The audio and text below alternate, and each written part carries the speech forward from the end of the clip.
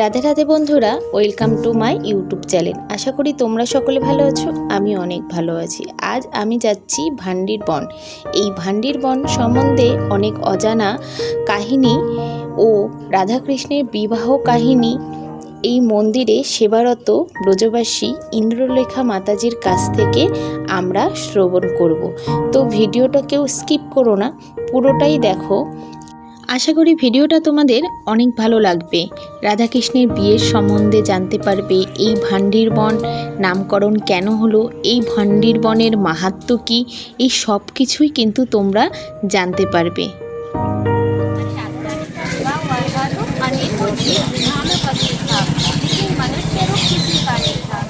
भक्त जो इस स्थान पर आते हैं वो अपने आप को कीड़े मकोड़े, घास फूस, पतझड़, पक्षी इत्यादि मानते हैं जब राधा रानी का विवाह हुआ।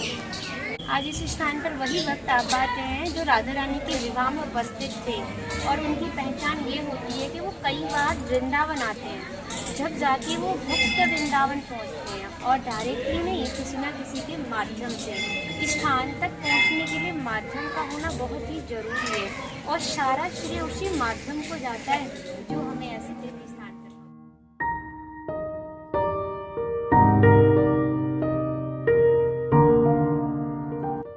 हाँ, ये जो वट वृक्ष है, देखो हमारे जो धर्म है उस धर्म में सबसे बड़ा ग्रंथ श्रीमद् भागवत जी को माना जाता है।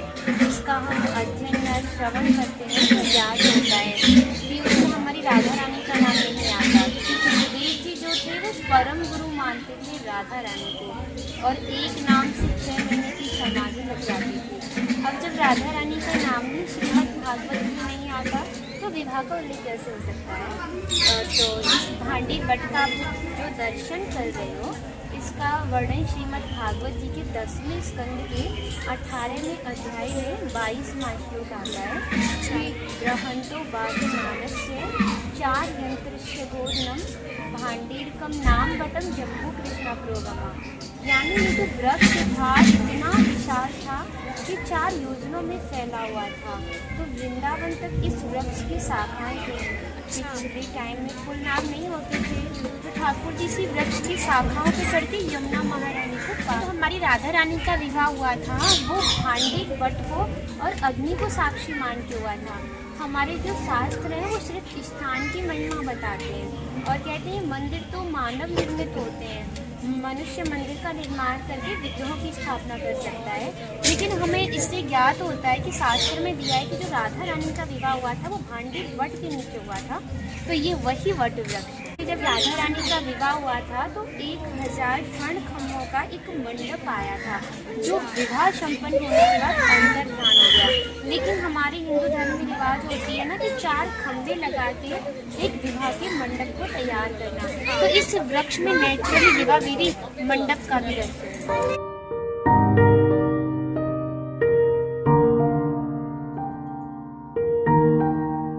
इस वृक्ष के नीचे ठाकुर जी की 9 लाख गाय विश्राम करती थी दोपहर के समय। माताएं जो भी ग्वाल वाली थी तो जो प्रसाद रख देती थी, सभी ग्वालवाल देखी थी जो कि दोपहर का भोजन लेती थी। और आप कभी किसी विवाह में जाते हो तो बिना प्रसाद के नहीं आते। आप हमारी श्री जी की विवाह स्थली आए तो बिना प्रसाद के कैसे जा सकते। अधिकांश भक्तों को तो यही नहीं पता कि हमारे राधा कृष्ण का कभी विवाह भी हुआ था, क्योंकि वो इतना नहीं जानते कि हमारे जो कृष्ण थे वो 2 थे। वैकुंठ कृष्ण अलग था और गोलोक कृष्ण अलग था। जो हमारी नंद रानी थी यशोदा मैया, तो उन्होंने एक संतान को जन्म नहीं दिया, उन्होंने 2 संतान को जन्म दिया, यानी योग माया को और गोलोक कृष्ण को। जब वसुदेव जी वैकुंठ कृष्ण को लेकर खबरी में लेके आ रहे थे और यशोदा मैया के बगल में छोड़ने के लिए देखा कि 2 संतान तो ऑलरेडी उनके बगल में पड़ी है, मैं तीसरी संतान कहाँ छोड़ूंगा। तो जैसे उन्हें छबरे को नीचे उतारा, जो वैकुंठ कृष्ण और गोलोक कृष्ण वो दोनों एक हो गए। जो ब्रज में लीलाएं थी वो हमारे गोलोक कृष्ण ने की, और जो द्वारका के लिए चले गए कंस का वध किया वो हमारे वैकुंठ कृष्ण ने किया। तो जो विवाह का वर्णन है वो गर्ग संहिता, जो कि श्रीमद् भागवत जी की तरह एक छोटा पार्ट है, जिसके रचयिता गर्गाचार्य जी हैं, उन्होंने 16वें अध्याय में विवाह का वर्णन विस्तारित पूर्वक किया है कि ठाकुर जी हमारे 2 वर्ष के थे। अच्छा, 2 वर्ष को बच्चा तो बड़ा नटखट हुए। तो मैया जो भी काम करें उनकी तोड़ फोड़ करो जी उनको काम रहे। तो मैया गई कि बाबा जी लाला मुझे बड़ा परेशान करे, तुम गैया चरा भी जा दो तब जो हुए तुम अपनी। तो लाला ने जब बाहर जाने की बात सुनी तो लाला बड़ा आनंदित हुआ, बड़ा खुश हुआ कि आज मैं बाहर जाऊंगा और मैं भी देखूंगा कि बाबा कहाँ गैया चरा रही है। तो बाबा लाला से मना करने लगे कि लाला बड़ो घनो जंगल है, बड़ी बड़ी जंगली जानवर है, कोई खा जाएंगे। पर लाला भी हट पड़े। और जब लाला हट पड़ेगा तो बाबा स्वीकृति देनी पड़ेगी। तो बाबा जैसे ही लाला को लेके आए और भांडीर वन की सीमा में प्रवेश किया तो अचानक से लाला को प्रवेश हुए और जैसे ही पूरा मौसम बदल गया। अच्छा, मौसम अच्छा था, लाला के प्रवेश के कारण बहुत तेज तूफान आ गया, घनघोर बादल छा गए और दिन में भी तारे टिमटिमाने लगे, मूसलाधार बारिश होने लगी। तो बाबा डर गए और जय भांडी वट के आड़ लेके छुप गए। अच्छा, और कहने देख मैंने तो ते मना करी तू मानो नहीं, अभी मौसम कैसो और मौसम कैसो है वो।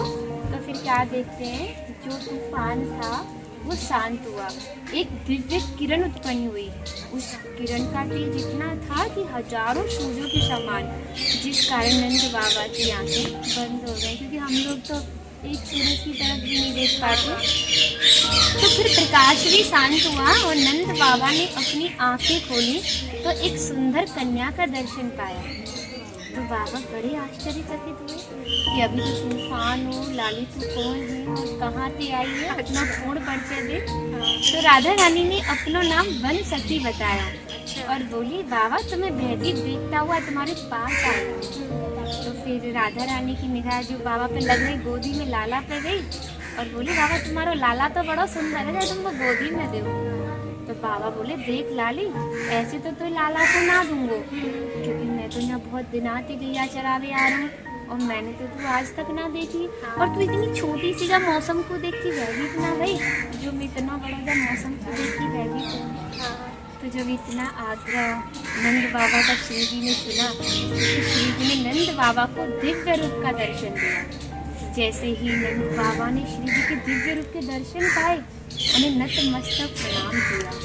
फिर उन्हें स्मरण, लाली तू अपने प्राणनाथ को संभाल, जो तूफान आयो जाती मेरी 9 लाख गाय इधर उधर है, उन्हें मैं ढूंढ के लाता हूँ, और जो तेरा मनोरथ है ना वह पूर्ण करके लाला घर पहुँचा दिए। इतना कह के बाबा आगे प्रस्थान करते हैं। तो हमारी राधा रानी ने ठाकुर जी को किशोर अवस्था रूप धारण करवाया था। दोनों ही किशोर अवस्था रूप में इस भांडी वट के नीचे बैठ के प्रिया और प्रीतम जी श्रृंगार कर रहे थे। प्रिया जी प्रीतम जी का और प्रीतम जी प्रिया जी का। तो ब्रह्मा जी ने इतना सुंदर दिव्य नजारा जब भूलोक पर देखा तो उनको बहुत श्राप लगे हुए थे, जिस कारण का ब्रज मंडल में कहीं कोई स्थान नहीं। तो उन्होंने सोचा आज युगल सरकार का मिलन है, क्यों ना इन दोनों का विवाह संपन्न करा दिया जाए, तो मुझे पापों से मुक्ति मिलेगी और शायद ब्रज में स्थान मिल जाए।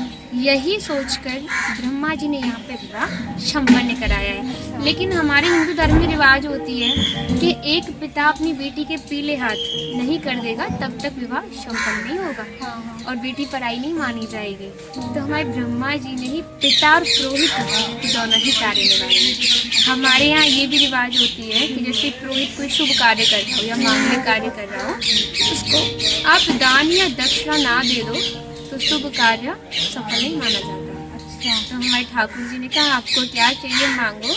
तो ब्रह्मा जी ने कहा नारायण मुझे आपकी चरण धूल और भक्ति चाहिए। अच्छा, तो हमारे ठाकुर जी ने तथास्तु बोला।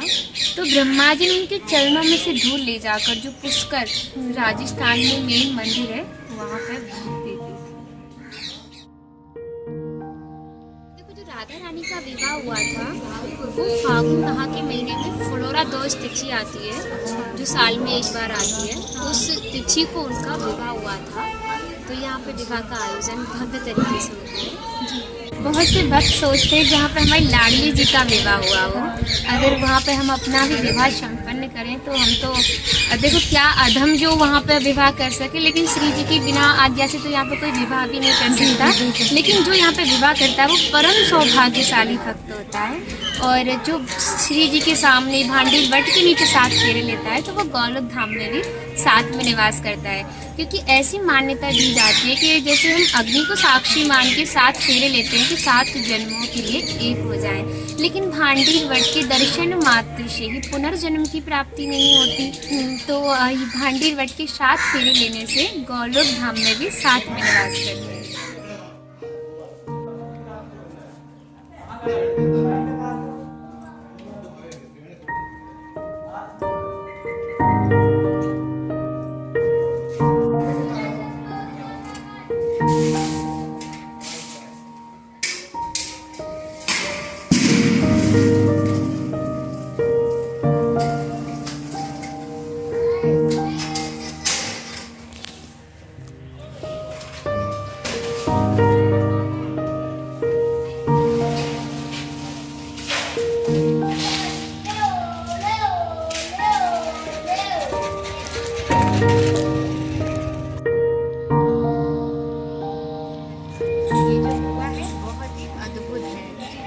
इसकी मान्यता ना हमारे 4 युग से बताई जाती है।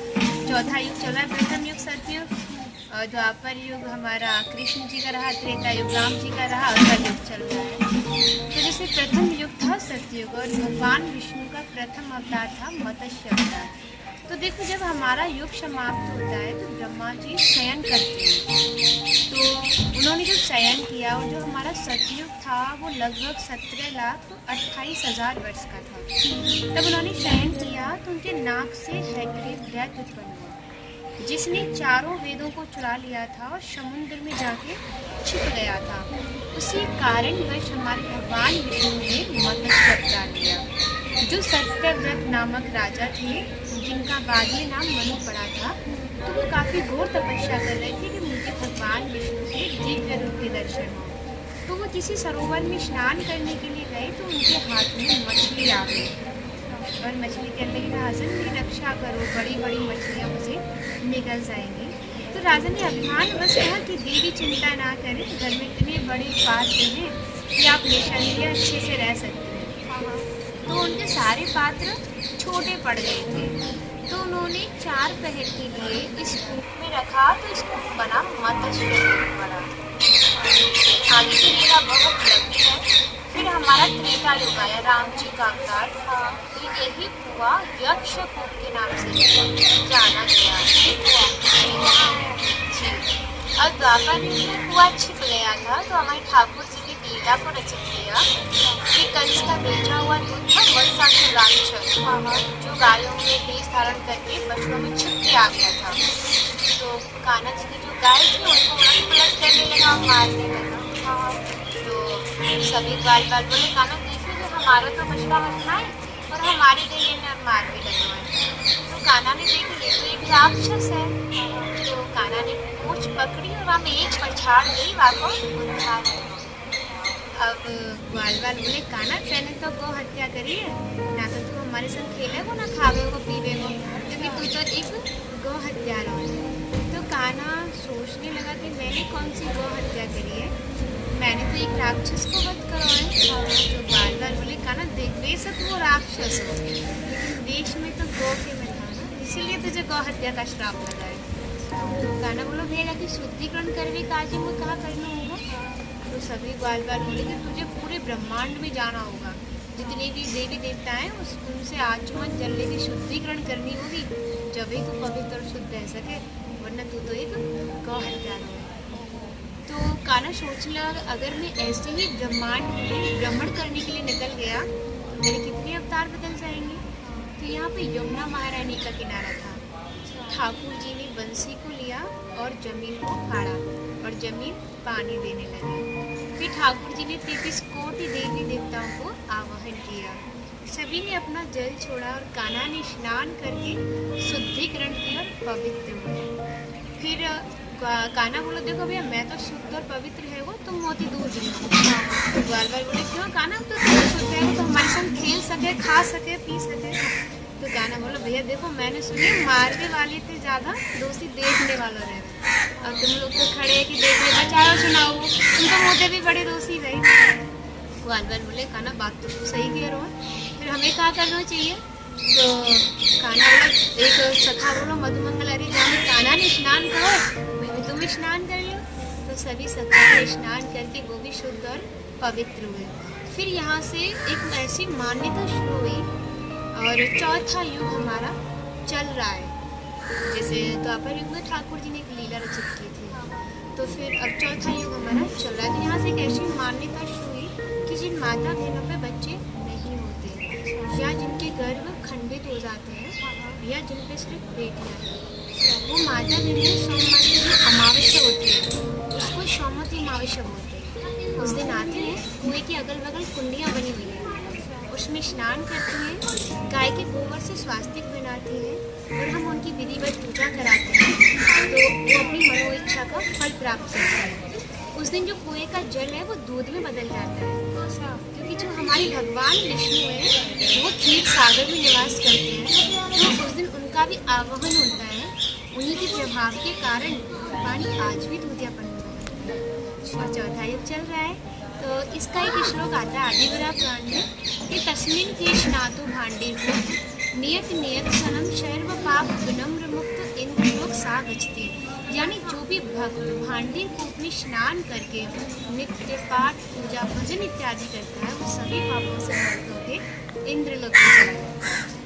भांडीर में एकमात्र लीला नहीं है, बहुत लीलाएं हैं। जैसे यहाँ पे दुर्वासा मुनि, ये बहुत ही आनंदित लीला है, बहुत आनंद आएगा आपको।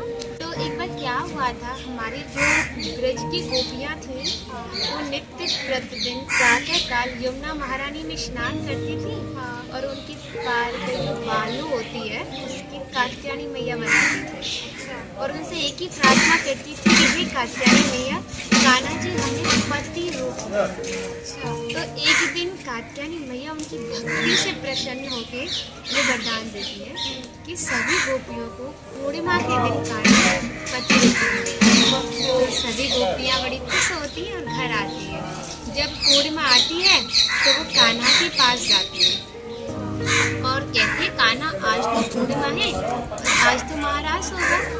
तो देखा कान्हा कोई पूजा कर रहा था, तो कान्हा बोला देखो गोपी आज पूर्णिमा तो है लेकिन आज गुरु पूर्णिमा और मैं गुरु की आराधना कर रहा हूँ। तो गोपियाँ बड़े संकोच में पड़ी कि तेरे भी गुरु है का? बोलो हाँ मेरे भी गुरु है। तो गोपियाँ बोली कि हमें तेरे गुरु से मिलने की बड़ी अभिलाषा है, तेरा गुरु कहाँ मिलेगा? तो कान्हा बोला तुम्हें अगर मेरे गुरु से मिलना है तो तुम्हें यमुना महारानी को पार करके भांडीर वन एक जंगल है वहाँ पे एक भांडीर वन है, वहाँ के नीचे तपस्या करना है। तो बोले अच्छा अगर हम वहाँ जाने लगी तो फिर यमुना महारानी हमें रास्ता कैसे देंगी? तो कान्हा पता है क्या कहता है, क्या तुम यमुना महारानी से एक ही आग्रह कर दी हो कि हे यमुना महारानी हमारे जो कान्हा है वो बाल ब्रह्मचारी है और बाल योगी है और बाल यति है, तो यमुना महारानी हमें रास्ता दो। तो गोपियाँ बोली काय को तो झूठ बोल लो है, कितनी नहीं तो तू छेड़ के ना चले और कितनी ना तेरी लुगाई, तो बाल ब्रह्मचारी बन लो है। पहली बात है बता। कान्हा बोलो ना तुम यमुना महारानी से यही आग्रह कर दी हो और यमुना महारानी तुम्हें रास्ता दे दी। तू झूठ तो ना बोल रहा, क्या नाम है झूठ ना बोल। अच्छा चल तू कह रहा हो तो भैया मान लेंगे। तो फिर गोपियाँ घर की तरफ प्रस्थान करने लगी हैं। कान्हा बोला गोपियों तुम जा तो रही हो, हमारे जो गुरुवर है वो कछु ग्रहण ना करे, वो केवल दूब जो घास होती है उसी का रसपान करते हैं, तो तुम उनका कछु बना के मत ले जाइयो। तो गोपियाँ बोली देख तू तो हमारी छाछ और माखने ना छोड़े, तो तेरी तो चलते जाए तेरा गुरु भी खा लेगा। अच्छा तुम्हारी ऐसी अभिलाषा है तो भैया बना के ले जाइए। तो गोपियाँ घर गई और बड़े भाव से सुंदर हाथों से 56 प्रकार का व्यंजन बनाया है और डलिया सजा के भांडीर वन के लिए प्रस्थान किया है। तो बीच में यमुना महारानी मिली है तो उनसे आग्रह किया है कि हे यमुना महारानी हमारे कान्हा बाल ब्रह्मचारी है, बाल योगी है और बाल यति है, तो यमुना महारानी हमें रास्ता। यमुना महारानी पूरे उफान पे थी, सो के गई और उनको रास्ता दे दिया। गोपियाँ भांडी वन में आई हैं और देखा है वट वृक्ष के नीचे दुर्वासा मुनि तपस्या में लीन हैं। उनको अपना प्रणाम किया है और अपना परिचय दिया है कि हे गुरुवर, हमारा प्रणाम स्वीकार करें, हम ब्रज की गोपियाँ हैं और कान्हा ने हमें भेजा है और हम आपके लिए 56 प्रकार का व्यंजन बनाते हैं। जब गुरुवर ने देखा ब्रज की गोपियाँ हैं, सुना और देखा 56 प्रकार का व्यंजन है, तो बोले जब तुम्हें कान्हा नहीं भेजो है सखियो, तो तुम्हें इतनों तो बताए लोगों में कछु ग्रहण ना करो, मैं तो केवल दूध रस को ही पान करूँ, तुम इतनों सब क्यों बनाए के लाए? तो गोपियाँ बोली महाराज हम बड़े भाव से बनाए के लाए, तो थोड़ा बहुत तो ग्रहण करना पड़ेगा। अच्छा ठीक है गोपी, अगर तुम जय भाव के साथ लाई हो तो मैं मुंह फाड़ रहा हूँ, जो भी लाई हो मेरे मुंह में डाल। अच्छा, तो गोपियाँ तो ये सोच के बना के लाई थी कि पहले गुरुवर को भूख लग जाएगा, बाकी बातें हम ग्रहण करेंगे और आराम से दोपहर की वृक्षों की छाया में विश्राम करके संध्या के साथ लेंगे। तो जब गुरुवर ने मुंह फाड़ा था, जो भी लाई थी सारा मुंह में डाल। अब देखो जो भूखा इंसान रहे क्रोध भी बड़ा जल्दी आ जावे, एक गरी जगह पेट के इंसान है क्रोध में देर में आवे। तो एक गोपी दूसरी गोपी से कह रही देख हवाल तो खारो ना हो, और जब खावे पर नंबर आया तो सब ये खाए, वो झूठे को यूँ ना सोची कि नहीं कर प्रसाद को छोड़ दो। तो फिर बेचारी खाली बर्तनों को इकट्ठा करने लगी हैं और बोली महाराज हमें आज्ञा दो और हमें चलन दो। तो गुरुवर बोले गोपियों धूप बहुत हो रही है, वृक्षों की छाया में विश्राम करो, संध्या के समय निकलना। कि नहीं महाराज हमें आज्ञा दो और हमें चलन दो। तो बोले गोपियों तुम जा तो रही हो, उधर से आई थी तो यमुना महारानी ने कान्हा का आग्रह माना था, और इधर से जाओगी तो यमुना महारानी हमारो आग्रह मानेंगे। महाराज बता दो तुम्हारो का आग्रह, बहू यमुना महारानी से कह देंगे। तो गुरुवर कहते हैं तुम यमुना महारानी से एक ही आग्रह करना कि हे यमुना महारानी, दुर्वासा मुनि केवल दूब रस का ही पान करते हैं, अन्यथा कुछ भी ग्रहण नहीं करते, तो यमुना महारानी हमें रास्ता दे। तो एक गोपी दूसरी गोपी से कह रही है देख जब बूढ़े अपने मुँह पे कहवे में भी शर्म ना लग रही, हमको कहती बात पे तो जब विश्वास करते कि अपने हाथन से तो बनाए के लाए वह सबे तो खाएगो, ऊपरते कह रहा कि मैं तो दूब रस को ही पान करूँ। तो बोली महाराज हम कह देंगे। तो फिर गई और यमुना महारानी से कहा कि हे यमुना महारानी, दुर्वासा मुनि केवल दूब रस का ही पान करते हैं और अन्यथा कुछ भी ग्रहण नहीं करते, तो यमुना महारानी हमें रास्ता दो। तो यमुना महारानी ने रास्ता दे दिया है।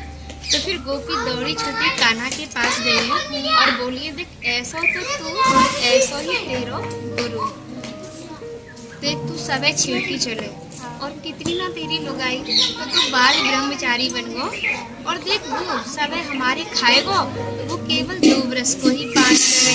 तो यहाँ पे ऐसे कहावत गई थी कि दो ठग बीच बसे एक ठगनी, यानी एक ठग कान्हा को और दूसरा ठग गुरुवर को, और महान ठगनी यमुना महारानी को कहा था कि जाने झूठ बोलने के बाद भी हमें रास्ता दे दिया। तो देखो जो हमारे ठाकुर जी थे, कान्हा जी थे, वो बाल ब्रह्मचारी थे, वो सबके साथ रहकर भी वो किसी के साथ नहीं, इसलिए तो वो मोर का पंख धारण करते थे क्योंकि मोर भी हमारा ब्रह्मचारी है।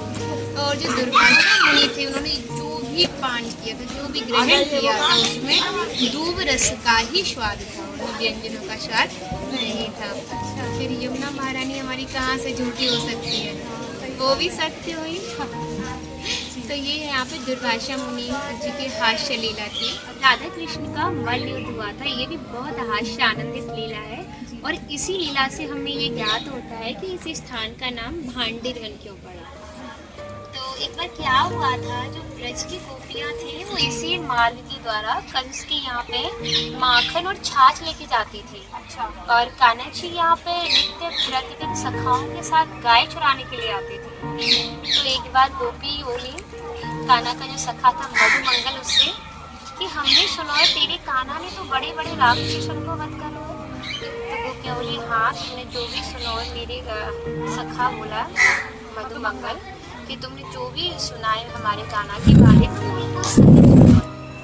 तो गोपियाँ बोली अच्छा अगर तेरो कान्हा हमारी राधा रानी से मल्ल युद्ध में जीत के दिखावे तो हम तेरे कान्हा जानेंगे, नहीं तो तेरो कान्हा कछु ना है। अच्छा। तो मधुमंगल बोला, तुम क्या राधा रानी की बात कर रही हो? वहाँ के सामने इतने बड़े राक्षस तो टिक ना पावे जो आसमान तक छिप रहे हैं, तो देखिए तुम्हारी राधा रानी कौन सी बड़ी बात है। तो सखियाँ बोली कि पहले तू अपनी कान्हा है तो पूछ ले। तो मधुमंगल बोलो, अरे मैं कान्हा को प्रिय सखा हूँ, कान्हा मेरी बात कभी ना टाले। कि अच्छा, तो सखियों ने ये उसमें मल्ल युद्ध में तय किया कि जो भी हारेगा उसको भंडारा करना होगा। तो फिर मधुमंगल कान्हा के पास जाता है, थोड़ा दूर से आवाज़ देता है कि कान्हा इन लोगों को आ। तो कान्हा बोलो, भैया हाँ बता कहाँ बात है। तो मधुमंगल बोलो, पहले तू इन लोगों को आवे को जब ही तो बताऊँगा। कान्हा बोलो, देख बात तेरी तो कहनी मोते, तो तू ये मेरे पास आना पड़ेगा। वो कुआ प्यासे के पास चल के थोड़ी ना जावे, प्यासे ही कुआ के पास आना पड़ेगा। तो मधुमंगल बेचारों लंगड़ा तो वो कान्हा के पास गए और बड़े उत्साह के साथ बोलो कि जो ब्रज की छोटी जामिन है, कंस की यहाँ माखन और छाछ ले ली, बाकी जो नैन लीडर राधा है ना, वहाँ साथ देखो मल्ल युद्ध रखो। कान्हा बोलो, तो तुमने क्या करो, तू बता, मुझे छोरी तो है लड़वावेगा। देख लड़ना तो तू मोते लड़ लियो, मैं तो वादे लड़ रही हूँ। क्योंकि देखो गर्भ संहिता के अनुसार हमारी राधा रानी ठाकुर जी से बड़ी थी, तो कान्हा हमारा डरता था। तो मधुमंगल बोलो, देख लड़बे तो तू जानो पड़ेगा, नहीं तो हमारी नाक कट जाएगी। तो पहले हार मान ली। सही बात तो सही कह रहे हो। तो मधुमंगल जबरदस्ती खींचता हुआ भांडीर वट के नीचे लेके आया, जहाँ पे एक मल्ल मंच तैयार किया सखियों ने, जिसमें हमारी राधा रानी मल्ल वेश में थी, लंगोटा फटका वाले, और मंच के बीचों बीच खड़ी थी और कान्हा को इशारा करती। तो कान्हा बेचारा कप कपाता हुआ हाथ श्री जी के हाथ में देता है, और जैसे ही राधा रानी से हमारे ठाकुर जी का स्पर्श होता है, और वह बेचारे कान्हा को श्री जी अंदर खींचे और वहाँ में एक पछाड़ देने, वो बेचारों नीचे और राधा रानी हमारी ऊपर। तो सभी सखियाँ बड़ी खुश होती हैं कि हमारी राधा रानी जीत गई। अब जब कान्हा अपनी सखाओं की तरफ निगाह घुमा के देखता है और देखता है, तुमने तो भैया मुंह लटका रखो, तुमने काय को मुंह लटका रखो, मैं हूँ तो जीता हूँ, तुम हूँ तो ताली बजाओ। तो सखा बोले, एक तो चुप पड़ो रहा, एक तो छोड़ी तो है कि हार गो, और इनके सामने हमारी नाक कटवा दे। ऊपर ते कह रहा, मैं हूँ तो जीता हूँ, तुम हूँ तो ताली बजाओ। तो कान्हा बोलो, भैया जब नाक को ही सवाल है, तो सखा बोले, और काय को सवाल है, हम नाक को ही सवाल है। तो कान्हा बोलो, देखो भैया मैं नीचे हूँ और ये मेरे ऊपर है। राधा रानी ठाकुर जी के ऊपर थी, तो बोले आसमान की तरफ नाक कौन की ऊंची है? तो सखा बोले, भैया तेरी ऊंची है। कि फिर जीता कौन? कि भैया तू ही जीतो। तो सभी सखा बड़े खुश हुए कि हमारो कान्हा जीत गया। लेकिन सखी बोली, देख कान्हा, चाहे तू कछु के, चाहे तू अपनी हार में जीत बना, लेकिन ना मल्ल युद्ध में हमेशा एक दूसरे को चित करना ही होता है। तो हमारी श्री ने तेरे कान्हा को चित करो है, तो हारवे के मुताबिक तो भंडारों करना पड़ेगा। तो फिर कान्हा ने सभी सखाओं के साथ मिलके यहाँ पे भंडारा किया है। उसी के नाम पर इसका नाम भांडीर बन पड़ा है। अच्छा, अधिकांश जैसे भक्तों के मन में भी विचार होता है कि जहाँ पे ठाकुर जी ने भंडारा किया वहाँ पे हम भी भंडारा करें। तो जैसे देखो पूर्ण रूप से सक्षम होते हैं तो वो तो भंडारा करते हैं, और जैसे नहीं सक्षम रह पाते, भावपूर्ण होता है, तो वो हमारे भंडारे में ही दान डाल जाते हैं, जिनका नाम उनका भंडारा होता है।